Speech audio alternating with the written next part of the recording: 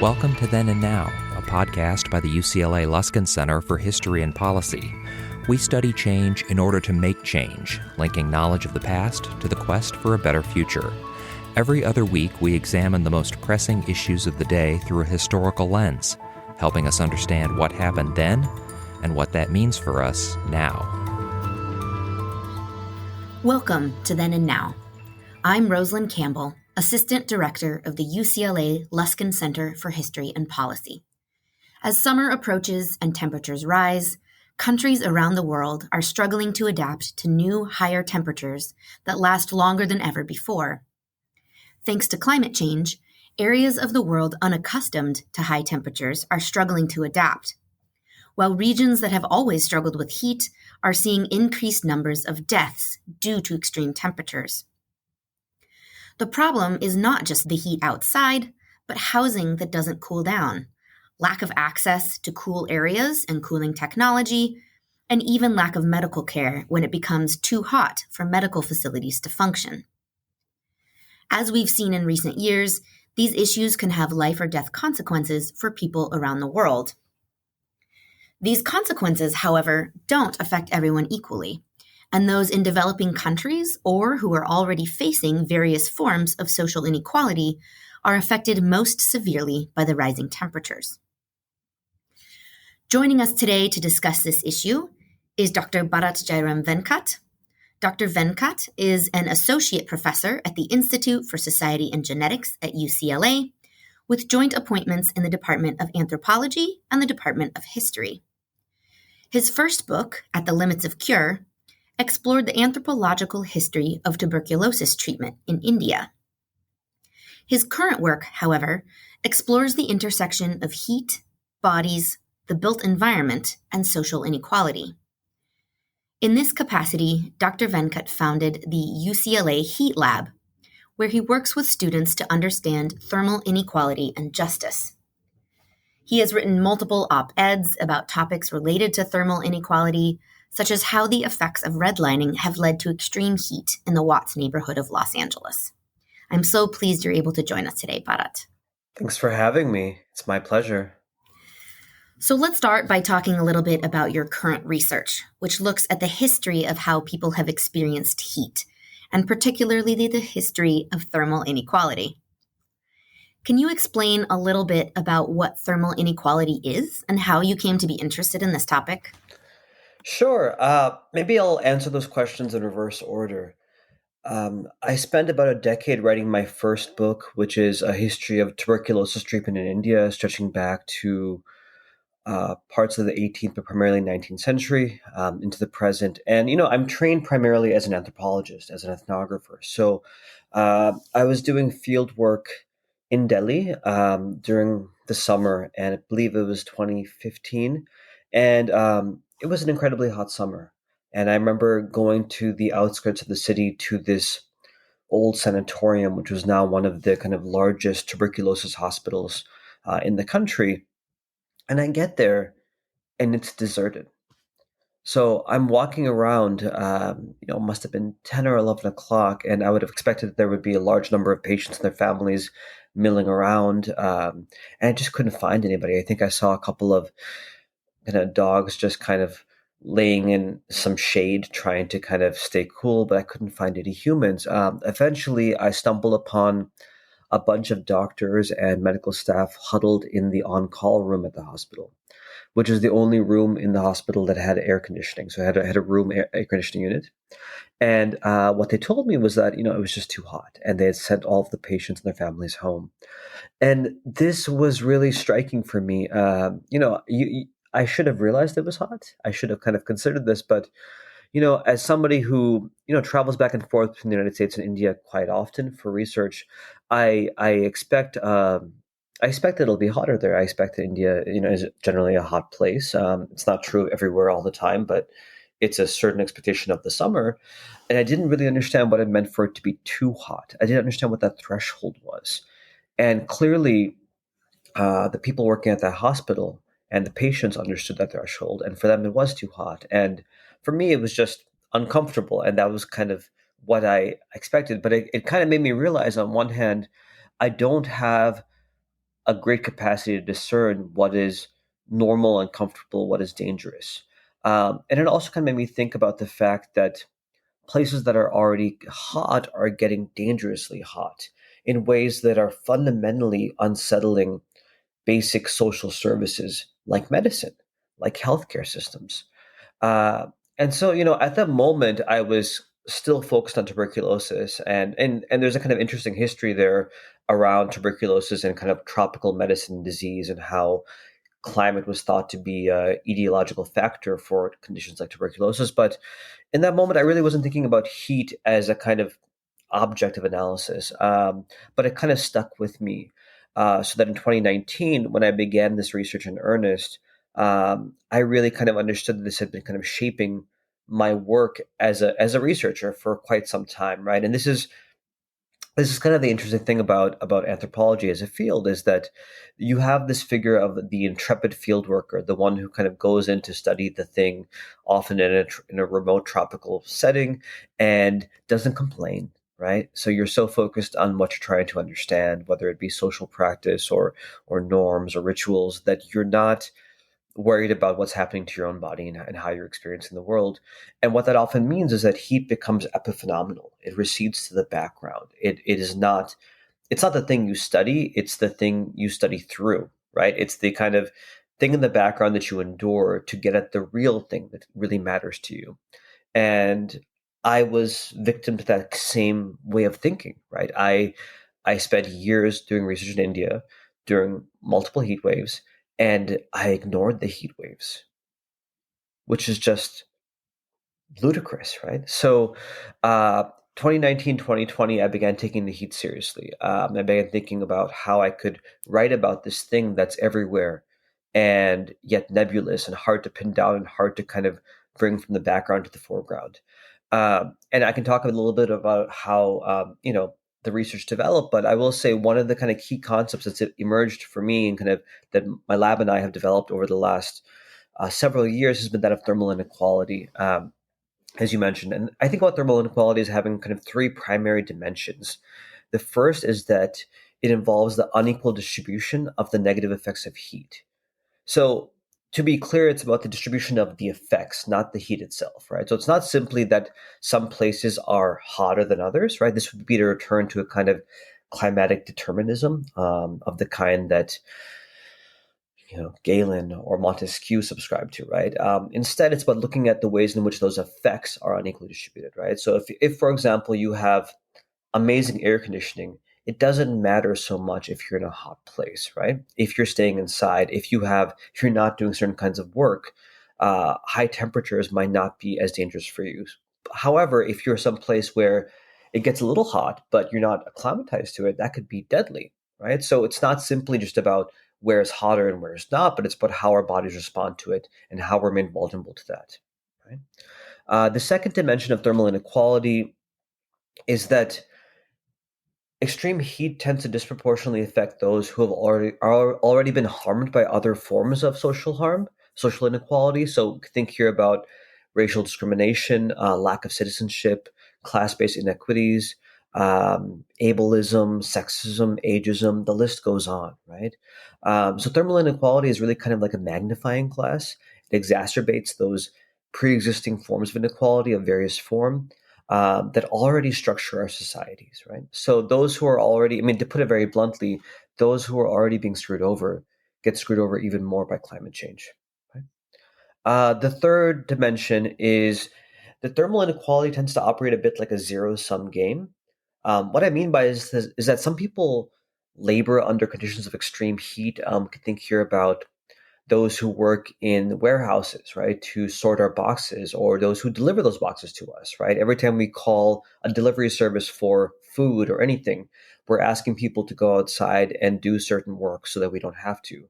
When we go to a grocery store and buy strawberries, it implies that somebody's growing and picking those strawberries. Somebody has to be outside, right? So it's usually never a kind of explicit ask, but there's a way in which we negotiate the world such that some people are asked to kind of endure and sacrifice their health, their bodies, their very lives, so that others don't have to.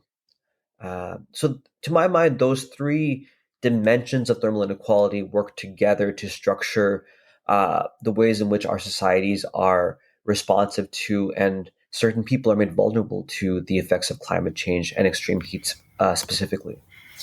So you mentioned that you've done a lot of work in India, but you also mentioned that you've done some work in the modern United States, looking at sort of the workers and things like that. Why did you choose these two areas, India, both in the present and in its colonial history, as well as the modern United States? And what similarities or differences are there between these two time periods and areas? That's a great question. I'd like to think that I had planned it out carefully and it was entirely, a thoughtful, systematic approach, but really it was coincidence, right? So, my first project, as I mentioned, on tuberculosis, um, I really was focusing on India. I was trained as a South Asianist. And that kind of pulled me, and I was also trained as a medical anthropologist, right? And so I was doing this research and I spent years studying various Indian languages, Indian history, so on and so forth. And so this and I mean, I guess the interesting thing is, you know as a as a South Asianist, there's this kind of idea that to be a South Asianist, to be an anthropologist who studies South Asia, is to also study history, right? There's a really strong inclination towards history within South Asian studies, partially because of post-colonial studies, partially because of subaltern studies and those legacies. And so that what that meant was that in graduate school, I was taking a lot of history courses. And I had, the privilege of spending some time in New York. So I did my PhD at Berkeley, but I spent some time in New York. I took classes with people like Partha Chatterjee, Nicholas Dirks, Janaki Bakle, and so on. And then I started doing my field work. And I mentioned, I was working in these sanatoria. And I got to wonder, why are these sanatoria here? How did they get here? I have in my mind a very romantic vision, or I had in my mind a romantic vision of, Thomas Mann's Magic Mountain. And it's hard to conceptualize the Magic Mountain set in um, former colony, right, in a kind of tropical setting. And so I wanted to understand more about how things got to be the way they were, and where these sanatoria came from, and what were the kind of conditions of their foundation. But when I asked the doctors in these hospitals, their answers were, we don't know, right? We just work here. We're state employees.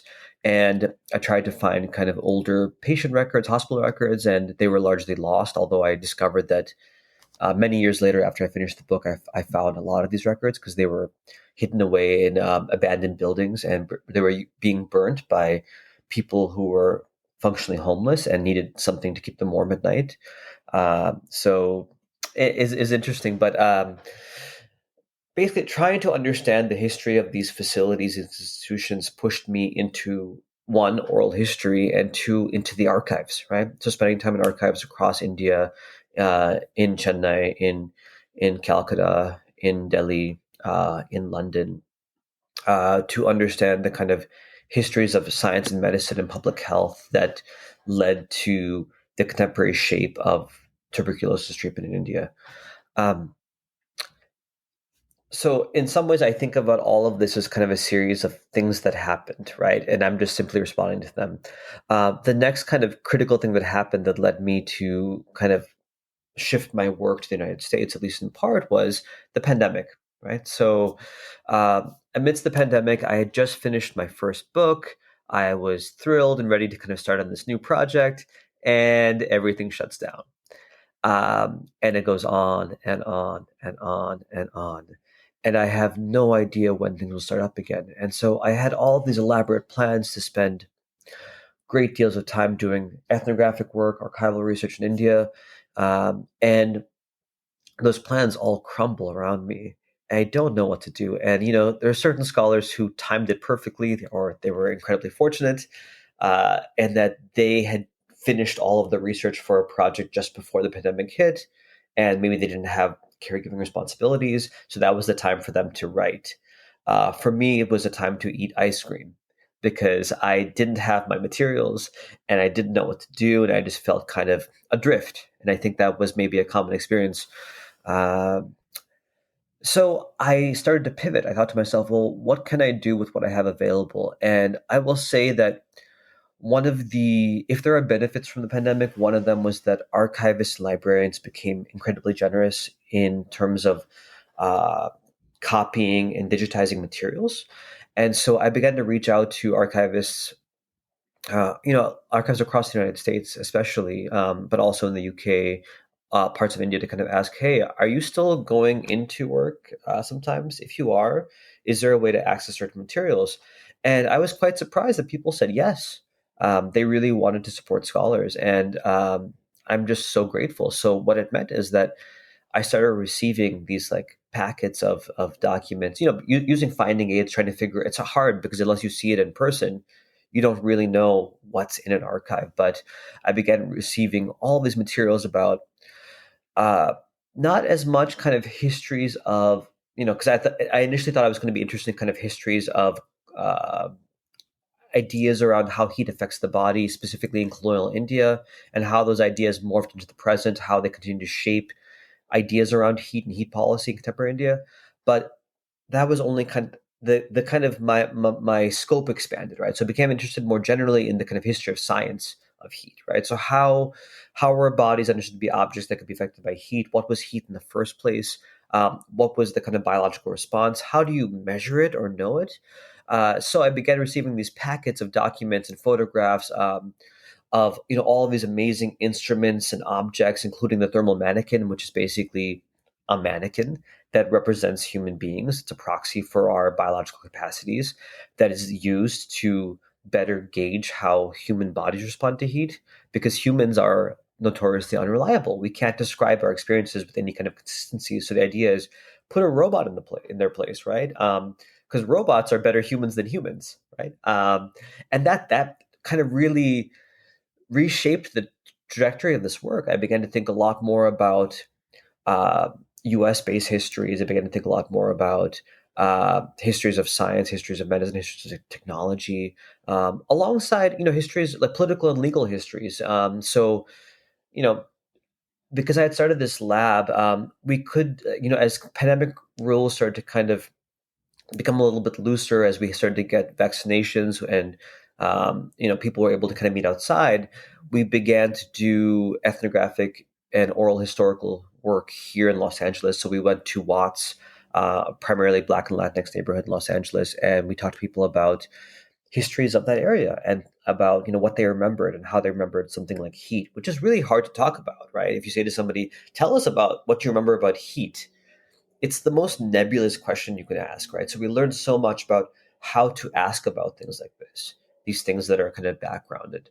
And again, because, I had this team here that I couldn't fly with to India, and I wasn't flying to India anyway at that point, we were able to kind of, with vaccinations, with masking, to begin to do oral historical work here in Los Angeles. And so it's a very long answer, but basically, I think in many ways, both the kind of geographic settings of this work, the geographic parameters were really established by what was possible at various moments.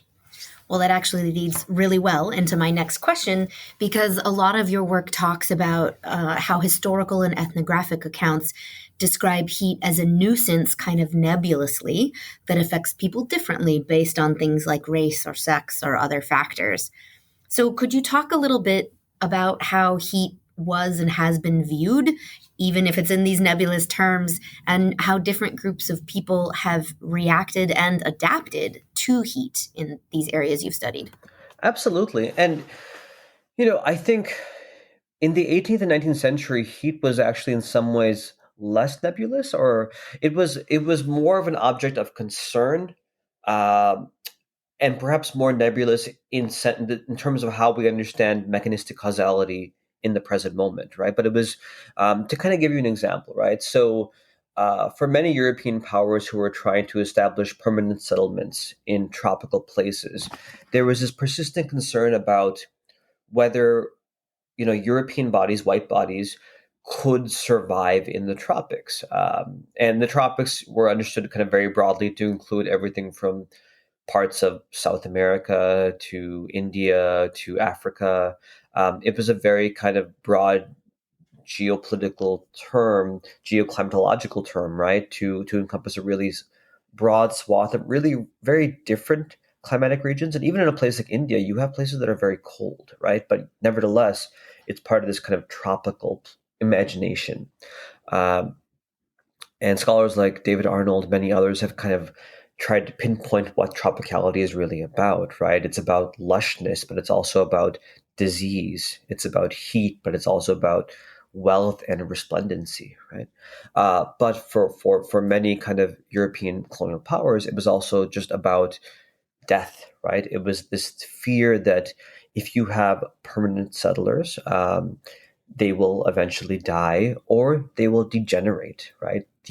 The race itself will degenerate over generations, either through intermarriage with local populations or through bodies themselves somehow degenerating, which might lead to everything from enfeeblement to, quote, feminization, to melting brains, to sexual impotency, homosexuality, insanity. These are the kinds of concerns of a kind of colonial power, colonial administration. And so really heat was a dangerous thing. And this, in a way, established the parameters for much of how colonial empire was structured. So if we look to a place like India, you see that there's never more than a small number of British soldiers and administrators on the ground at any given time.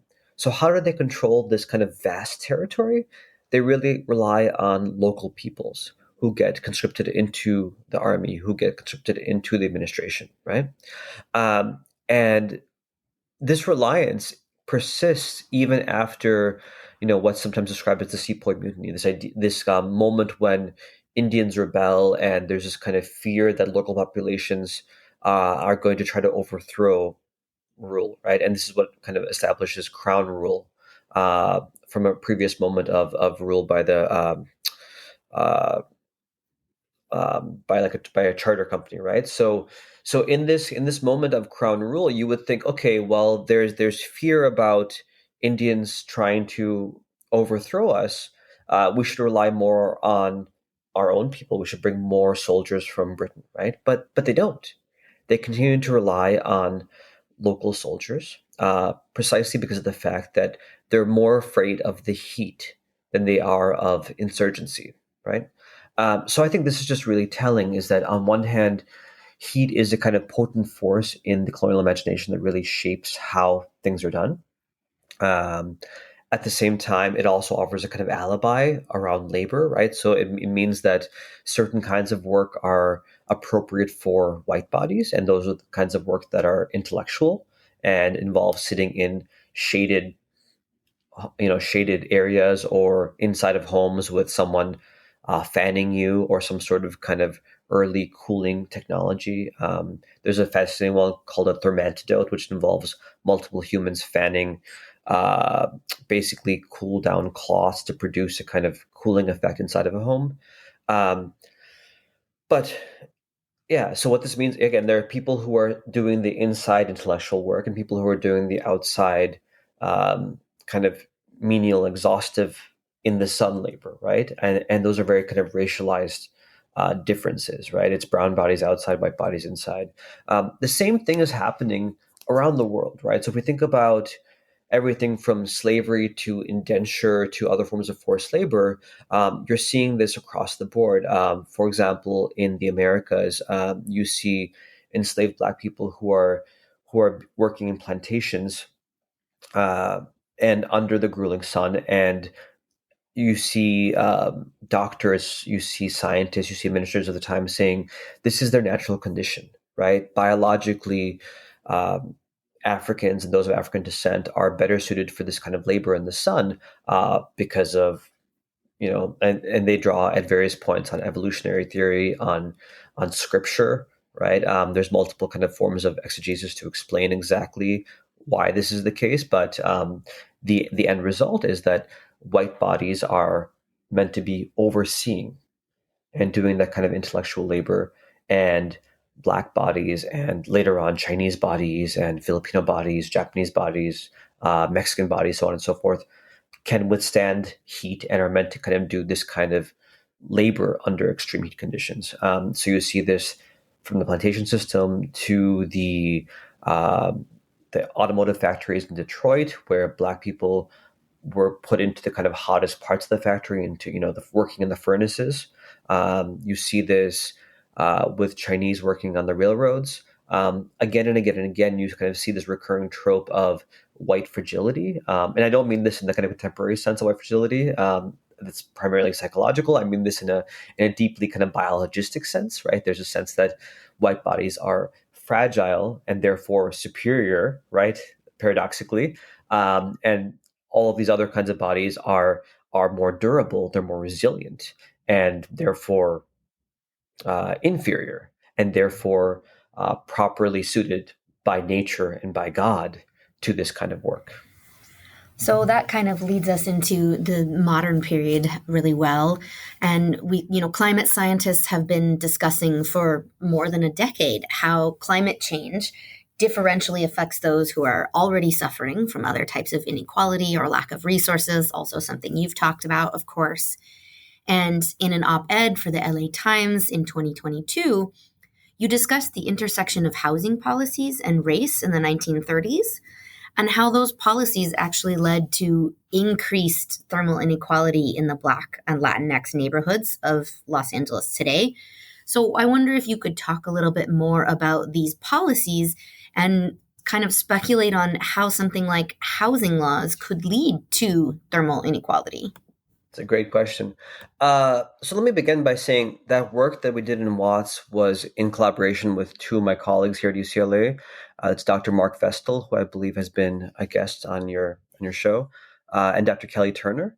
And we wanted to understand what was kind of taken to be, so there's this idea amongst, let's call it the heat community, or the kind of community of scholars who are interested in studying heat exposure, that redlining was a kind of really important moment in establishing vulnerability to heat across the United States.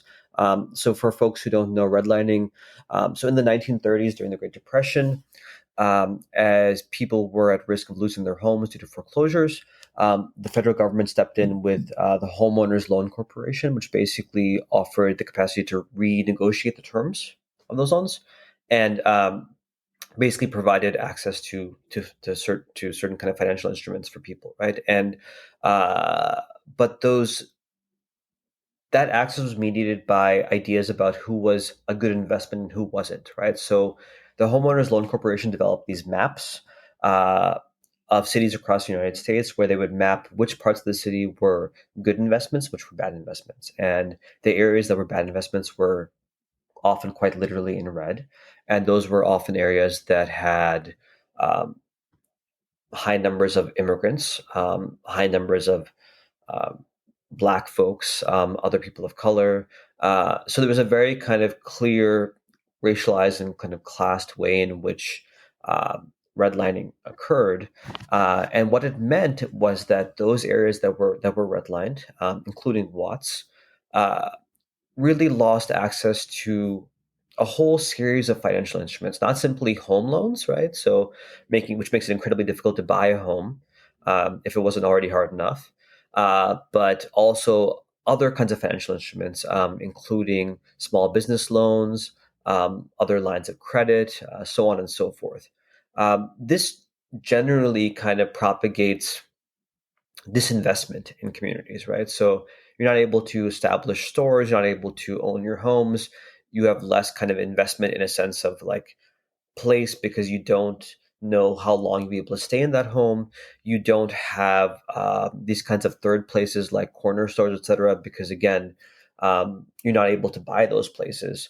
And all of this has an effect into the present, right? So we were kind of interested in understanding, if redlining had the strong effect, what were the mechanisms of that effect, right? So what precisely led to redlining leading to higher temperatures today? Because we know, for example, Watts is what's referred to as an urban heat island, right? Because it is hotter than surrounding whiter areas. And it's not simply because of location. It's also because of things like lack of canopy cover, right? Many fewer trees. It's also about lack of air conditioning in homes. People don't have ways to cool down, and so most people live in Watts are low income renters, right? Again, going back to this issue with being able to get loans, and so they're not able to cool down inside. They're not able to cool down outside. It's just a dangerous place to be, right? And this is a common story across the United States. Um, and so I wanted to kind of understand, like what are the mechanisms that kind of lead from redlining to this increased exposure to heat in the present. And part of that story has to do with something as simple as tree planting, right? So in LA, as in many places, what often happens is that if the city plants a tree in front of your home, in that little kind of green patch up in front of a house or a building, you're responsible. I mean, you being the homeowner are responsible for maintaining that tree. In those first couple of years, trees need an incredible amount of water and care to survive. However, if you don't have homeowners living in homes, if you have renters, then it's not clear who's responsible. You can't get concordance from those homeowners to plant the tree and kind of a guarantee that they'll take care of it. So that's kind of one clear way in which you kind of see this investment having effects in terms of access to shade, for example.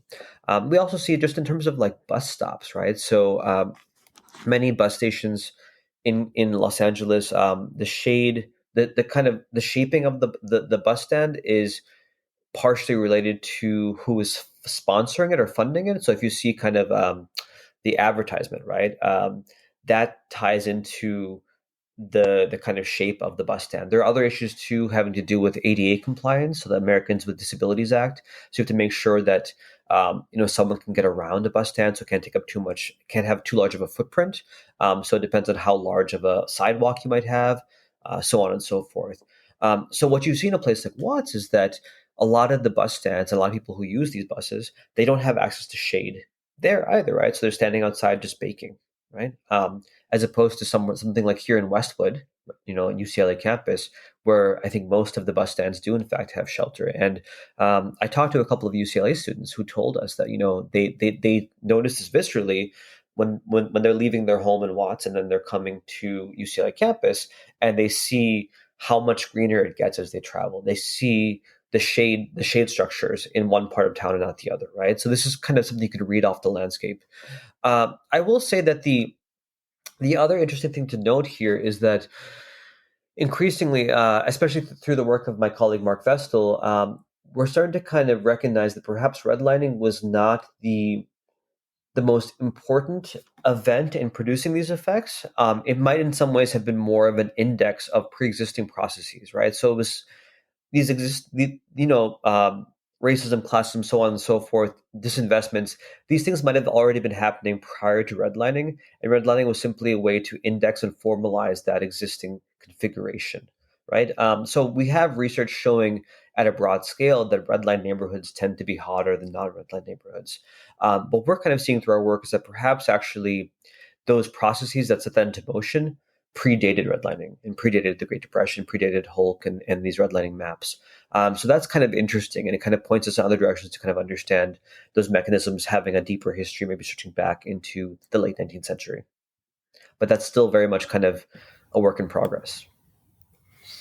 So we've mentioned the UCLA Heat Lab, which you established a few years ago. And a lot of the projects that you and your students have taken on at the UCLA Heat Lab have been local to Los Angeles, in part because of the pandemic, of course. But one of your recent projects looks at workers in food trucks. And so I wonder if you could talk a little bit more about some of these projects and what you've learned about the various policies that create thermal and social inequality in areas we might not think to look at, right? Like we've talked about housing, but also people working in food trucks or factories or really hot places like that. Yeah, sure. I'd love to. The UCLA Heat Lab is a group that I founded back in 2020, January. And it's a group of students, primarily undergraduates, a few graduate students, and we have faculty and postdocs who are visitors at various points. And we're really trying to study thermal inequality in its various incarnations from a really multidisciplinary perspective. Our approach is to begin with a question or a concern and then work backwards to methods. So we don't begin with a methodological insistence that we must use X, Y, or Z approach, but we say, what is the question we want to tackle? What is the thing we're trying to understand? And so going back to the issue of coincidence, right, and the pandemic specifically, during the pandemic here at UCLA, there was a concern about students congregating in dining halls, right? That there wasn't adequate ventilation, or there was too much density, and students would get sick. And so food trucks were invited on campus, and you have several food trucks that were vetted and allowed to kind of serve students food outside, which is a great way to eat with others with safe distancing and so on and so forth. And one of my students came to me and said, I wonder what it's like on the other side of that serving window. I wonder what it's like for people who work inside of these food trucks. And I had no idea, right? I mean, LA loves to talk about its food trucks and its food truck scene and how great the food is, and it absolutely is. But I don't think we know a lot about the lives, and specifically the kind of work lives of people who run these trucks. So we decided to talk to them. So we began conducting oral histories, primarily my students, with these folks who work in food trucks here at UCLA and in Westwood. And we also purchased these little sensors called eye buttons, and we placed them in three different places within the food truck. So we placed them near the cooking area, near the serving window, and I think near the back door. And we found a couple of really interesting things, both through the temperature measurements, but also through the oral histories. First, we learned that these food trucks get to be over 100 degrees Fahrenheit, even on a relatively cool evening, because they're a small space, because there's a very small window for serving, because the back door usually has to be closed, and that's a state it's a state regulation. It's a food safety regulation, because in theory, if that door is open, things can fly in, right? And they can land on your food, and you don't want that. A lot of them don't have air conditioning, or if they do, it's not very effective. And so you have people who are exposed to incredibly high temperatures, again, even on a cool night. So you can imagine what that's like on a hot day.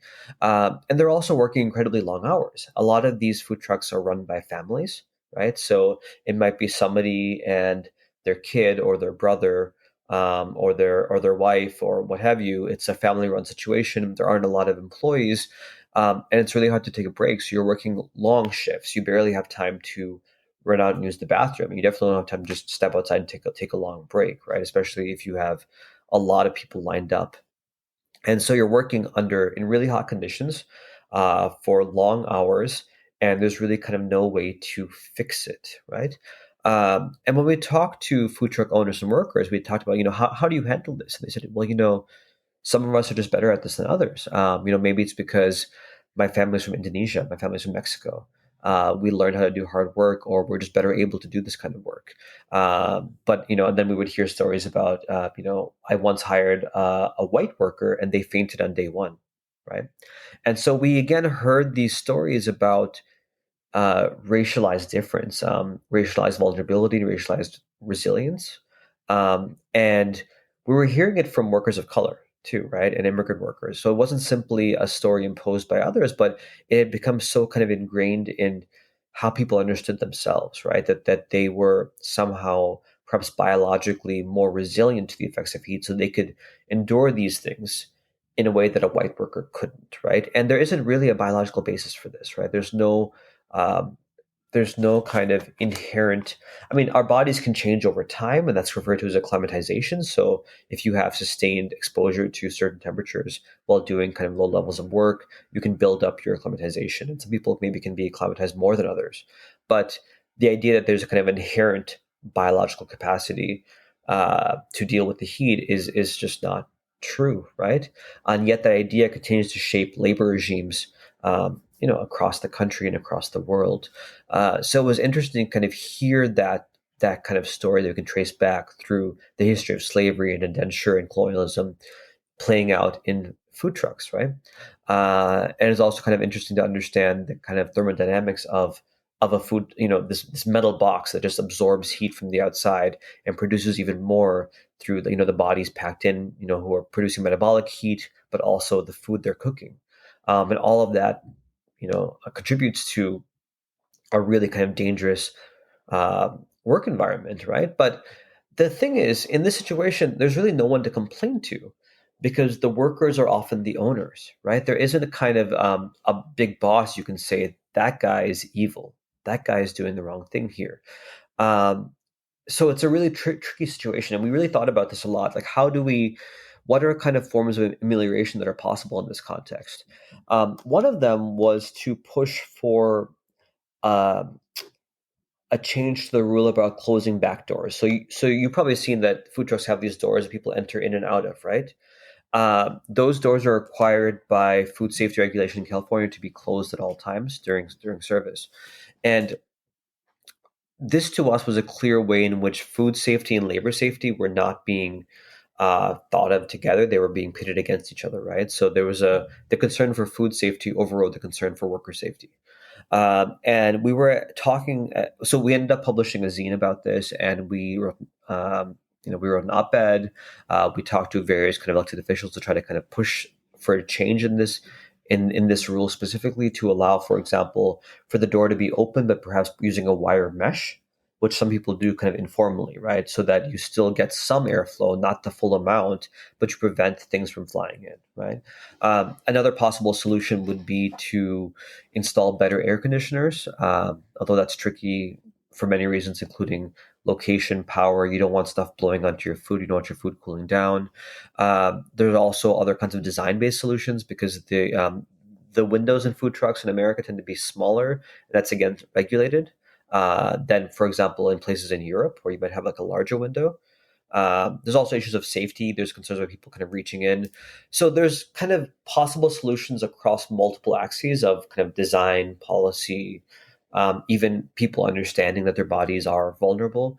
But ultimately, what makes it difficult is that food truck workers and owners are not super wealthy. They do this work, partially because they love it, but also because they need to. They need to do this to make ends meet. I spoke to one guy who told me that, on particularly hot days, he tells all of his employees not to come in, and he pays them anyway.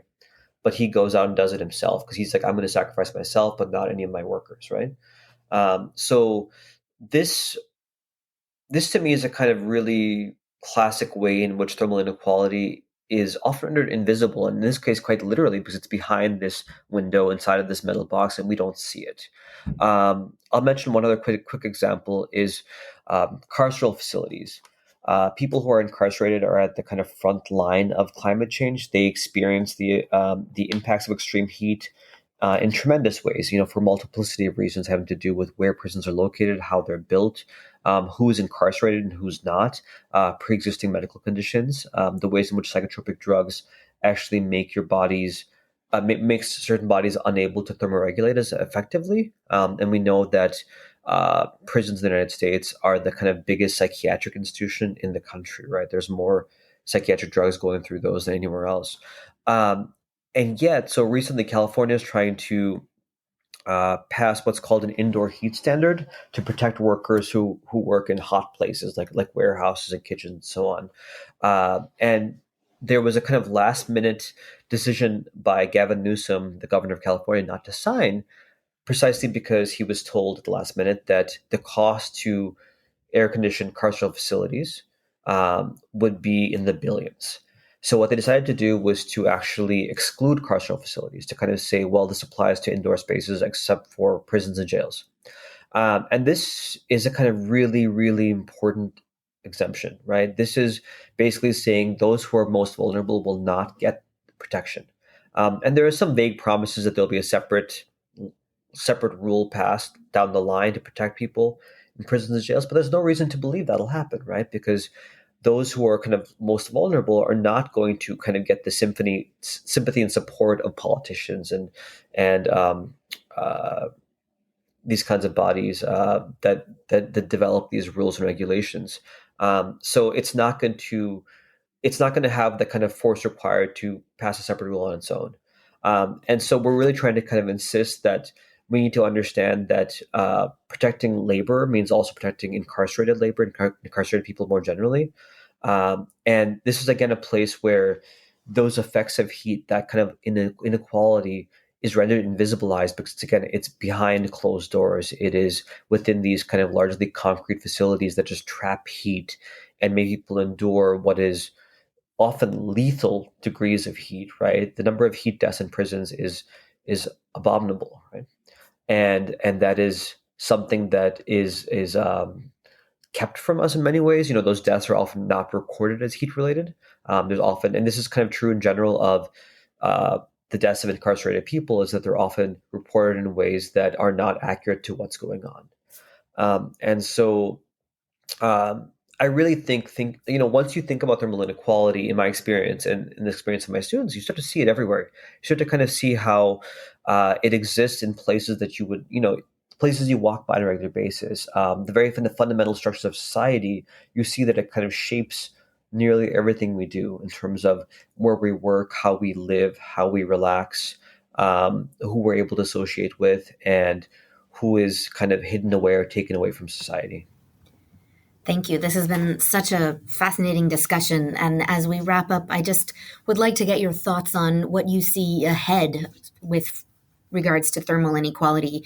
What can we do as individuals, as groups, as world citizens to mitigate the effects of thermal inequality and ensure that more people have access to the resources they need as temperatures rise, especially with climate change?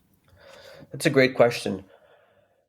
So I'm committed to what's described as climate justice, right? So it's not simply about mitigation. It's not simply about we need to reduce carbon emissions. I mean, absolutely we do, but we have to think about how the degree of climate change that's already kind of baked into our kind of terrestrial system is going to impact us and impact us in really unequal ways. So how do we address that fundamental fact of inequality? How do we address those who are most vulnerable? How do we respond and protect those people?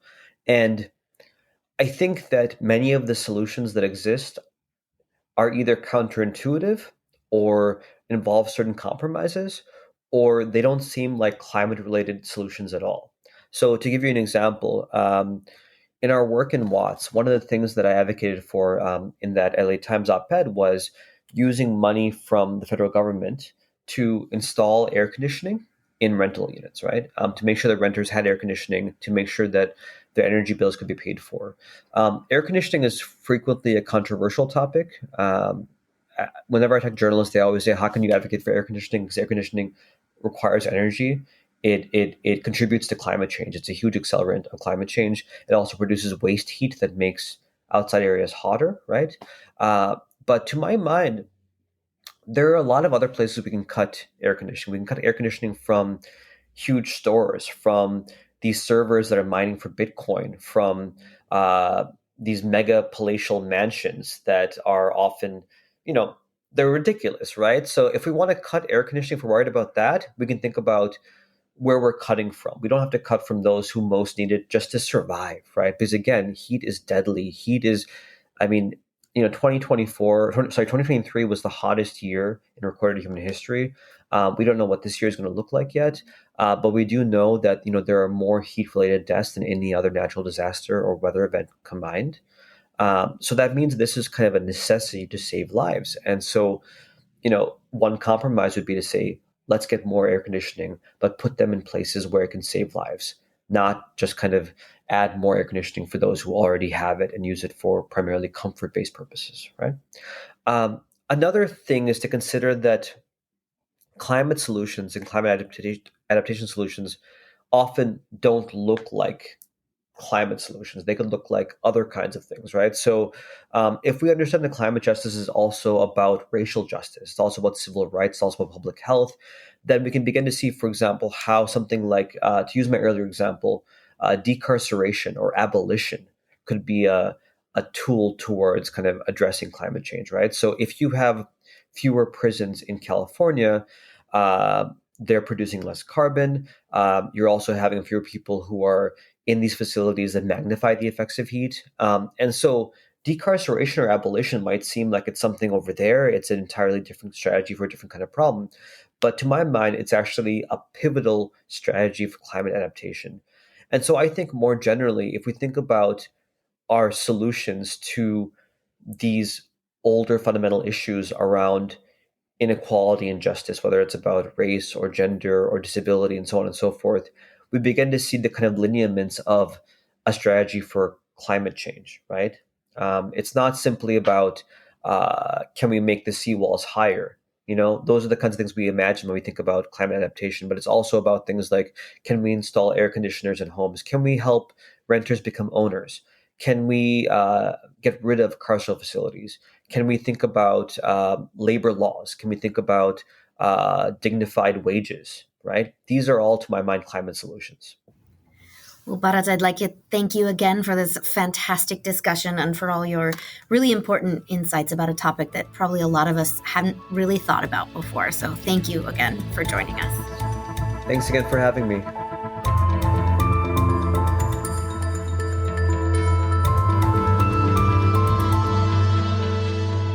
Thank you for listening to Then and Now, a podcast by the UCLA Luskin Center for History and Policy. You can learn more about our work or share your thoughts with us at our website, luskincenter.history.ucla.edu.